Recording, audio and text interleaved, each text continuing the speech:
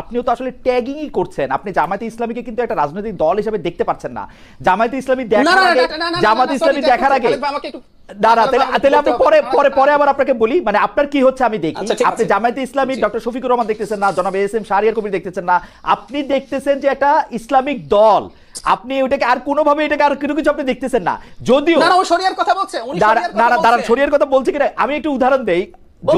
যদিও আপনি অ্যাঙ্গেলা মেরকেলরে দেখতে সময় আপনি ক্রিশ্চিয়ান ডেমোক্রেটিক পার্টি দেখতেছেন না, আপনি অ্যাঙ্গেলা মেরকেলরে দেখতেছেন, অন্য একটা জায়গা থেকে দেখতেছেন। আমি একটু দর্শকদের উদ্দেশ্যে একটা কথা পরিষ্কার করতে চাই। প্রতিদিন আমাকে এই রকম প্রশ্নের সম্মুখীন, এরকম কথার সম্মুখীন প্রতিবার হইতে হয়। আমি এইটার জবাব আজকে আমি একটু দিতে চাই। আমার ইসলাম বিশ্বাস, ইসলাম নিয়ে আমি কোথায় যাইতে চাই, সেইটার জবাব আমি আমার আল্লাহর কাছে দিব। বা আমি মনে করি না এই জবাব আর কেউ চাওয়ার জন্য কোয়ালিফাই হতে পারে, নাম্বার 1। নাম্বার 2, আমি ইসলামী শাসন চাই কিনা, সেই ক্ষেত্রে আপনারা যারা ইসলামী শাসন চান তাদের ক্লিয়ার করতে হবে আপনারা কোন ধরনের ইসলামী শাসন চান। কল্পিত গল্পিত একটা দুইটা কথা এরকম করে বললে হবে না।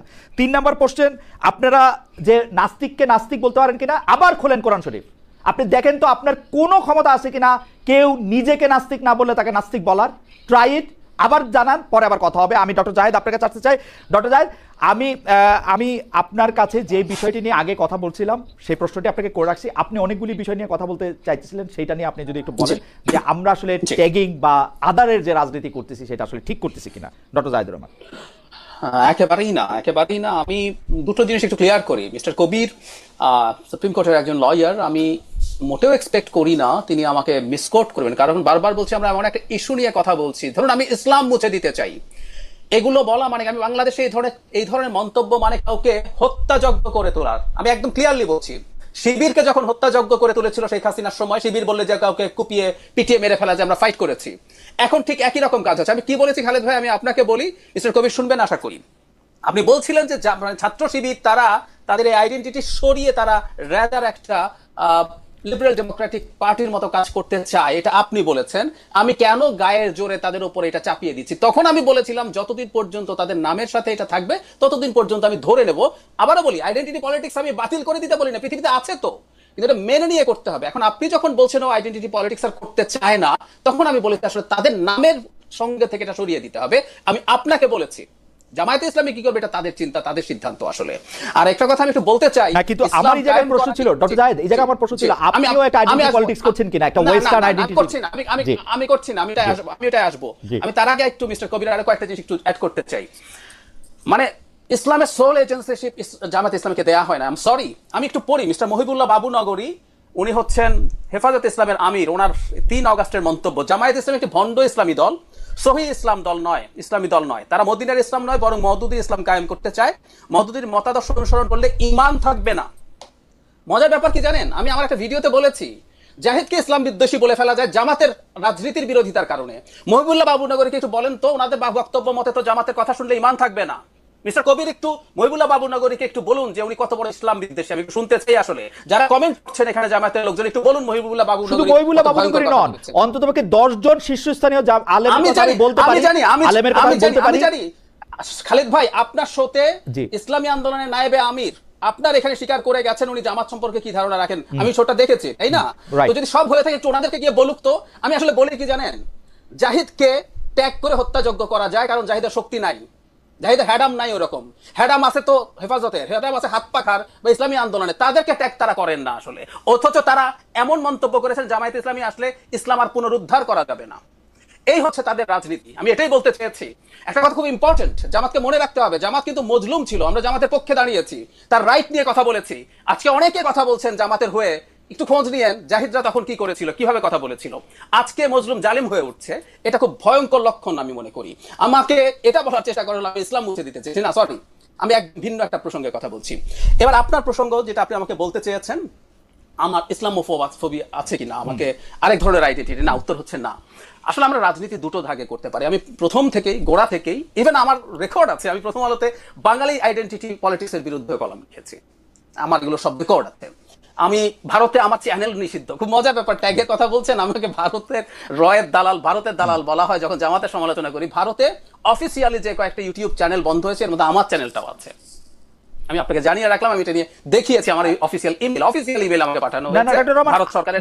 আমি আপনাকে একটা প্রশ্ন করতে পারি কিনা, আপনি আইডেন্টিটি পলিটিক্সের বিরুদ্ধে আপনার যে অবস্থান, সেই অবস্থানটার সাথে আমি পরিচিত, আজকে না অনেকদিন ধরে পরিচিত, কিন্তু এইটা আবার একটা ফ্যালাসি কিনা, কারণ হচ্ছে যে আমরা যে মডার্ন স্টেট নামক যে ধারণাটা গইরা তুলছে, সেইটার ক্ষেত্রে তো আমাদের কোনো না কোনো একটা আইডেন্টিটি লাগবে, যেটাতে আমরা এটাকে একটা পলিটি বলতে পারি।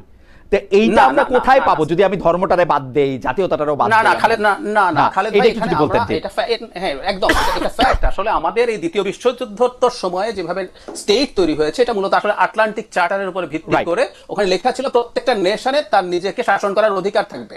এটা পরবর্তীতে কলোনি সব শেষ হলো এবং আমরা আসলে অবশ্যই জাতি সত্তার ভিত্তিতে জাতি রাষ্ট্র তৈরি হয়েছে।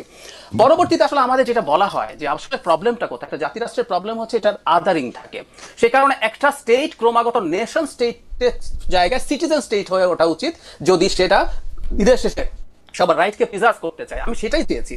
এখন রাজনীতি দুরকম ভাবে হতে পারে, যেমন ধরুন আপনি আইডেন্টিটিকে বা অন্য কোনো ইডিওলজিক্যাল ইস্যু নিয়ে পলিটিক্স করতে পারেন, আর আপনি ওয়েলফেয়ারকে নিয়ে করতে পারেন। তো যেটা দাঁড়ালো এখন আসলে যখন আইডেন্টিটি নিয়ে পলিটিক্স করেন, আমি যে পলিটিক্সের কথা বলি ওটা আসলে কোনো আইডেন্টিটি না, আমি ওয়েলফেয়ার নিয়ে বলি। আমি এটার জন্য একটা সুন্দর মডেলের কথা বলতে পারি, সেটা হচ্ছে দিল্লিতে অরবিন্দ কেজরিওয়াল এই পলিটিক্স করেছিলেন। বিজেপির মারাত্মক আইডেন্টিটি পলিটিক্সের বিরুদ্ধে দাঁড়িয়ে মানুষের জন্য কি কি ওয়েলফেয়ার নিশ্চিত করবেন তিনি সেটা করেছেন, সেটাকে ক্রমাগত বিক্রি করে উনি দুবার জিতেও এসেছিলেন। সো ওই পলিটিক্সটাকে আমি আসলে অ্যাডভোকেট করতে চাই দিল্লিতে। জি জি, দিল্লিতে মানে তো আমি দিল্লিতে আঞ্চলিক রাজনীতি, আঞ্চলিক না ঠিক আঞ্চলিকও না। আপনার আমাদের অনেকের হয়তো জানা নেই, ভারতে একমাত্র দল যে একটার বেশি রাজ্যে মানে তৃতীয় মানে ইয়ের পর আর কি, বিজেপি এবং কংগ্রেসের পর একমাত্র দল মানে তৃতীয় দল যে একটা বেশি রাজ্যে, মানে দুটো হলেও পাঞ্জাবেও কিন্তু আম আদমি পার্টি মুখ্যমন্ত্রী হয়েছে। ঠিক আছে, এটা মাত্র 3টা দলের আছে, আর কোনো দল নাই কিন্তু, থার্ড পার্টি। ঠিক আছে, আমি যেটা বলছি জি আমি আরো উদাহরণ দিতে পারি। ট্রাম্প যখন মারাত্মক হোয়াইট সুপ্রিমেসির পলিটিক্স করছেন, বলা হয় আইডেন্টিটির প্রবলেম কি, আইডেন্টিটির প্রবলেম এটা অন্য আইডেন্টিটিকে উস্কে দেয়। বাইডেন কিন্তু চাইতে পারতেন যে ঠিক আছে ও হোয়াইট সুপ্রিমেসি করছে, আমি আফ্রিকান এশিয়ান ভোট টানার জন্য, হিসপ্যানিক ভোট টানার জন্য ওই আইডেন্টিটিকে নিয়ে সুরসুরি দেবো।